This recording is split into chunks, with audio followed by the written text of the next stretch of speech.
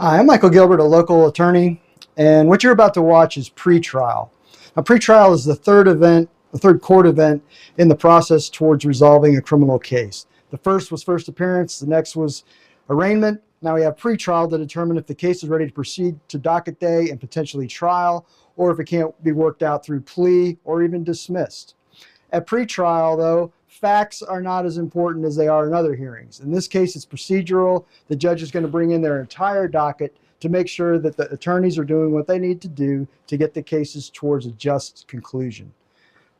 Some of the cases you'll see are older, some are newer. On the older ones, you may see some tension as the judges are trying to make sure the cases are moving forward, but the stakes are getting high.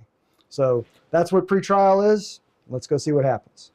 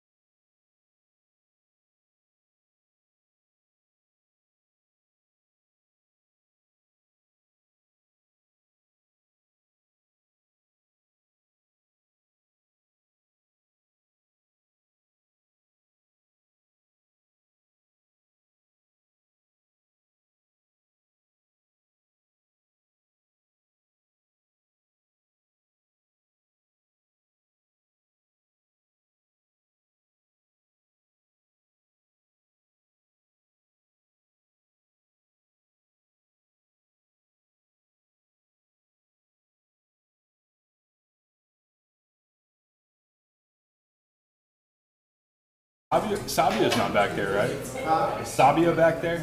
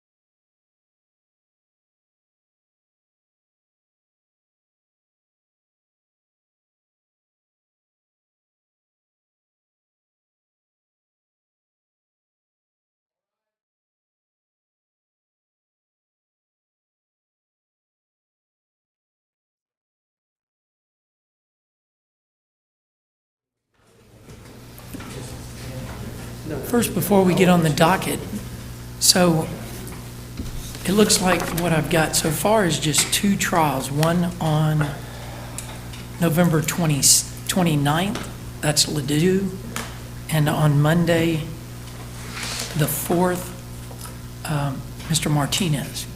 That's correct, Your Honor. Okay, sir.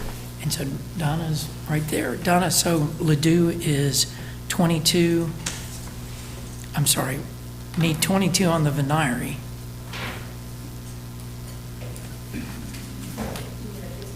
Yes, ma'am, please. 22 CF 1267. Okay. Yes, ma'am, pick and go on the 29th, 8:30, okay? We don't need the Venire until 9. And then Martinez is 22 CF 2480. And we need 50 on the Venire for 8:30 that Monday morning.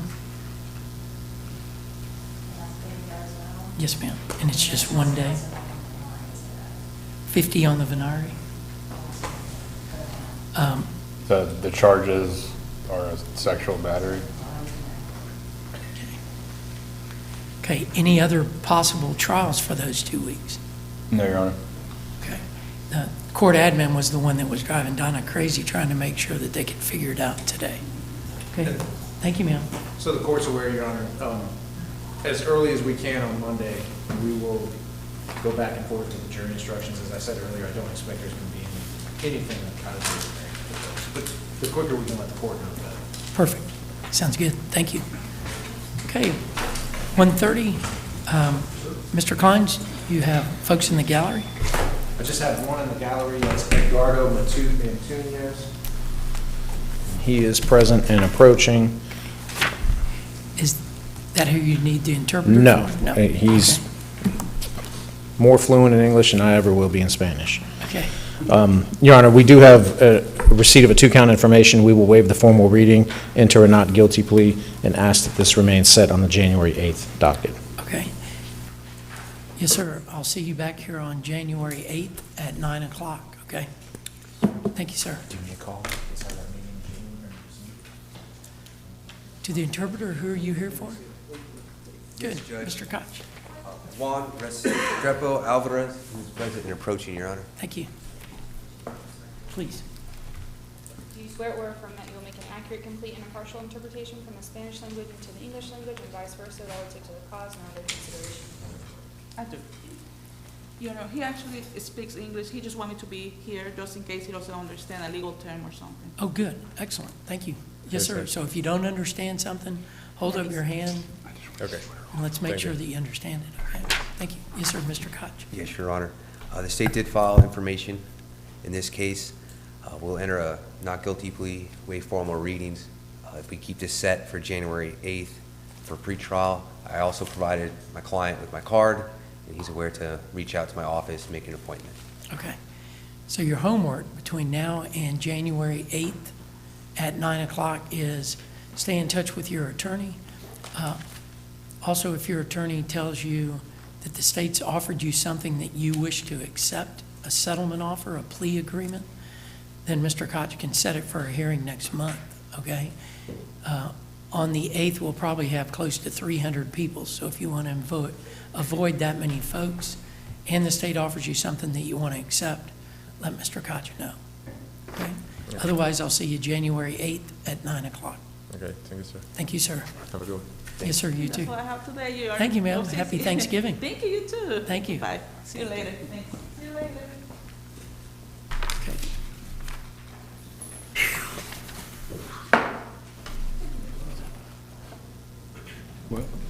Okay, the other folks in the gallery, I don't, oh, okay. Jennifer Paulo? No. Okay, everybody else is represented. Who? Mr. Klein? This individual is here for Mr. Moore, Your Honor. He's the individual that was going to be present today at 1:30, so that's why we passed Mr. Moore over to the afternoon. Okay, gotcha. Okay, that was, okay, refresh my memory on Mr. Moore. Mr. Moore is on the docket today for an arraignment in 23 CF 2370. Okay. Right, so you represent him? Mr. Moore. That's one of his friends. He's just here Oh, for okay. support. For Mr. Moore? Yes, Okay. yes, sir. See, because I'm hearing Mr. Moore, and I'm thinking the attorney, Mr. Moore, and I'm like, wait a No, second. no, no. Where's he on the document? Mr. So Moore will be, certainly, yes, he'll be sir. coming out of that door. If we can have Mr. Moore, that would be great. Thank Love you. to see Burton. Would love to see Burton. Make me happy.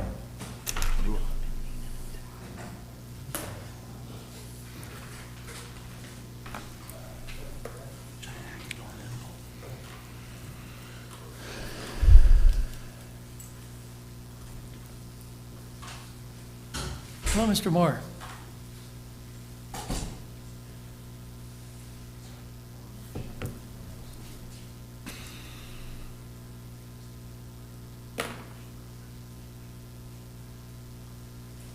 Your Honor, this is Mr. Moore. He's on today's docket in 23 CF 2370. We do have receipt of a one-count information. We will waive the formal reading, enter a not guilty plea. I was just informing Mr. Moore that over the break, I wrote a motion to reduce his bond in this particular case. In the second case, we will get that e-filed first thing on Monday morning and schedule it hopefully for the December 11th docket for hearing.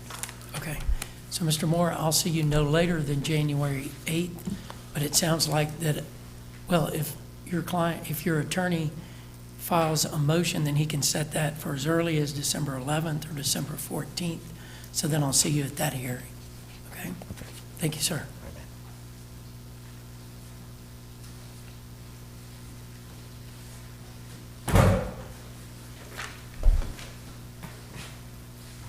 Okay. The other folks in the gallery?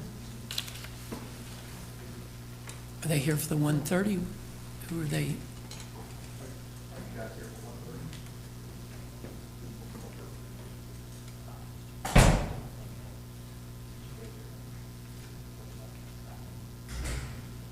She filed a not guilty plea for him, and it's set for January 8th. Did you hear that? She said she's filed a not guilty plea for you and it's set for January 8th. Okay. So January 8th at 9 o'clock. Sorry, who is it? Thank you, sir. Okay. And the gentleman with the beard? Ward, Your Honor. I'm sorry? Ward, last name Ward, Your Honor. Yes, Ward. Okay. I think he's the last one on the plea day docket, Your Honor. Mr. Ward, come on up. Good. Yes, sir. And you don't have an attorney yet? No, Your Honor. Mr. Ward, looking at the charges, I doubt that the state's going to offer you a withhold of adjudication and something really short that you may wish to accept. So do you want me to appoint the public defender if you qualify financially? Or do you intend to hire a private attorney? No, I cannot afford an attorney, Your Honor. Okay. How much money do you make per month? A disabled veterans, I'd have to review my finances. Approximately how much do you make per month? Roughly $5,500 from my pension. Okay. making that amount, I don't think you're going to qualify for the public defender. Usually the break-even's about 2,000, so it's not close at 5,500. Yes, Your Honor. Has Mr. Ward been provided with his information? Good. So, Mr. Ward, they're handing you the information, which is the charging document from the state. It charges you with aggravated battery in one case, and Thank you, sir. and then also aggravated battery using a deadly weapon, 3 counts of that, resisting an officer. So that's what you've got in front of you. You'll need to either represent yourself or you'll need to hire a private attorney. I'll see you back here on January 8th at 9 o'clock. That's called pretrial. Pretrial, we talk about heading toward trial. Trial won't be that month because it'll be the first time up for you, but I'd suggest that you hire an attorney sooner than later so they can talk to the state about any offer that they want to make to you. Okay? Yes, Your Honor. Am I able to make a plea at this moment? I'm sorry? I can make a not guilty plea at this moment? Yes, sir. Good. Thank you, sir. So, not guilty. I'll see you January 8th at 9. Thank you. As a friend of the court, may I ask him a question? Certainly. My name is Jason McKinney.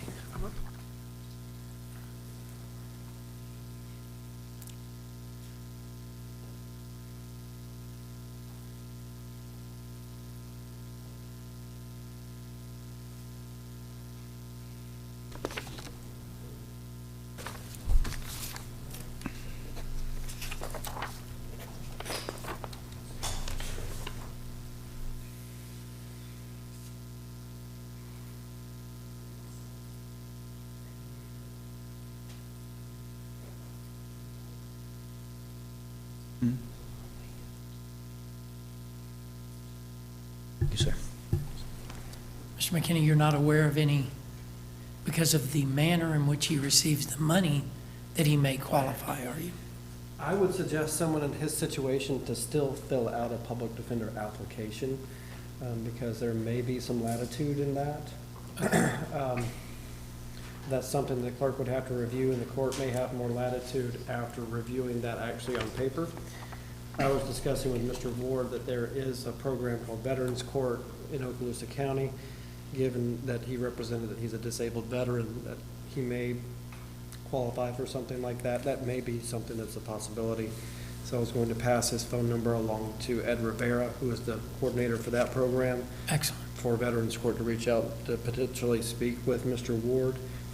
But I would suggest that he fill out this application for the public defender anyhow and drop it off with the clerk of the court, and they would determine whether or not he qualifies or not. Okay. So, Mr. Ward, a couple things. One is, the reason why I didn't say that initially was they're going to charge you $50 for that application. 2 is that the amount of money, I didn't think you'd qualify. But you submit that to the clerk on the first floor, fill out that financial affidavit. If the clerk says that you do not qualify, there's a place for you to appeal it to a judge to look at it. And we have more latitude than they do. If you load it up with your expenses and whatever you've got, give the sales pitch to the court that says, here's why I should qualify, because we have a broader discretion than the clerk, okay? And I think that's an excellent idea from Mr. McKinney as far as Veterans Court. They are awesome. General Judge Maney was the one that originated that in the state of Florida, here in this courthouse, or at least in Shalimar, and they've got a lot of tools that I don't have, so I think that'd be great. If you hear from them, talk to them. I don't know how many folks in Veterans Court are pro se that don't have attorneys, but I suspect it's a lot more than in this court. Okay. Yes, Your Honor. Thank you very much for your time. So unless you hear something else from a judge that enters an order January 8th at 9 o'clock, I'll see you back here. Thank you, Your Honor. Thank you, sir. Thank you, Mr. McKinney.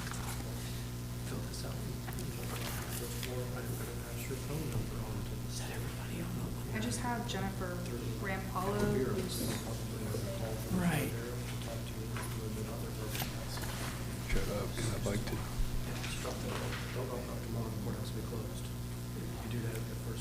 I see you shut up early. Yeah, I just did. So Jennifer Lynn Rampalo, 23 CF 2381.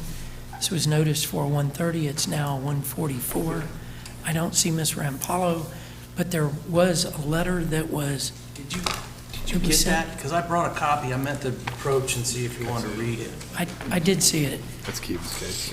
It says it's from Ms. Rampalo's mother.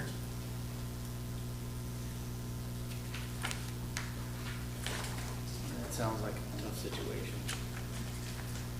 Your Honor, at this time, the state is going to move for, I would like it to be categorized as a joint continuance based on this. I would say continue it to the 1/8 date. I don't know if, without knowing her financial background,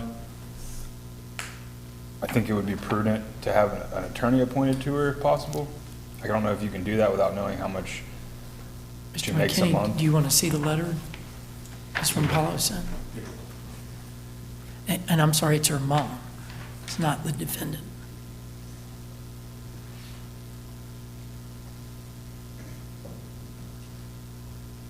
Just because based on the letter, there may be we might want to do some mental health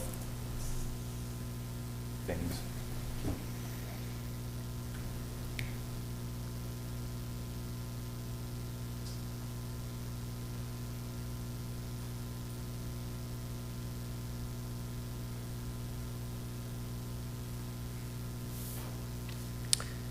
The court can always provisionally appoint the public defender, especially in situations like this, especially if she is filling out an application that would be turned in.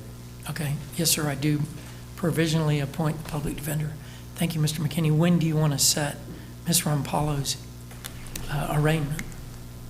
Or do Judge, you if we wanna- could just do you wanna reschedule, enter a plea if for- we could just enter a not guilty plea and reschedule this for January 8th for pretrial. Yes, sir. And if there's anything that the court is needed for, then we can certainly schedule a hearing time prior to that date. Good. Yes, sir. That's great. I believe, Madam Clerk, this would actually be Mr. Koch's case. But I will forward this letter on to Mr. Koch. There's the forwarding. Okay. Anything else we can do now before 2:30? Your Honor, just out on Madam Clerk, about an hour ago, I filed a written not guilty plea for Jason Aurelian. Okay. Yep, I that's just all. wanted to make sure that was in the system. We can leave him for January 8th. He's actually in a sober living facility in Good. Louisiana right now, so. Okay. Excellent. And then we have Crystal Elman. Oh, Your Honor, I reviewed the documents provided by the defendant and Crystal Owen. Let me grab a docket so I can give you a case number. That is 22 CF 250. At this time, the state has received proof that the defendant has paid the agreed upon amount that we had talked about to the Circle K. And so at this point in time, we would be dismissing the charges against Ms. Owen. Okay. So case number 22 CF 250 is dismissed.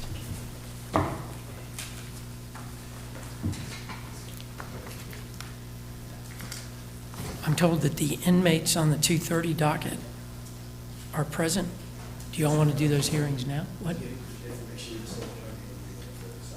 I believe Sabio would be Well, the sentencing. Sabio, I believe, was continued. Correct. I think as of now, the only things that are on the docket are Mr. Sargent for a bond hearing, and then there is also a motion in limine / motion to suppress that I think Mr. Snell is going to be talking with you about, but I think Mr. Garrett needs to be present for that conversation. And Mr. Sargent, have witnesses coming. His parents are coming to likely testify before the court at 2:30. Okay. So anything else we can do before 2:30? Okay. Then we're in recess until 2:30. Your Honor, may I be excused? I have nothing else. Absolutely. Yes, sir. Happy Thanksgiving. You too, Your Honor. Thank you. Happy Thanksgiving, Judge. Thank you. Sure you don't need me? Survive. I live 15 minutes away if you have to.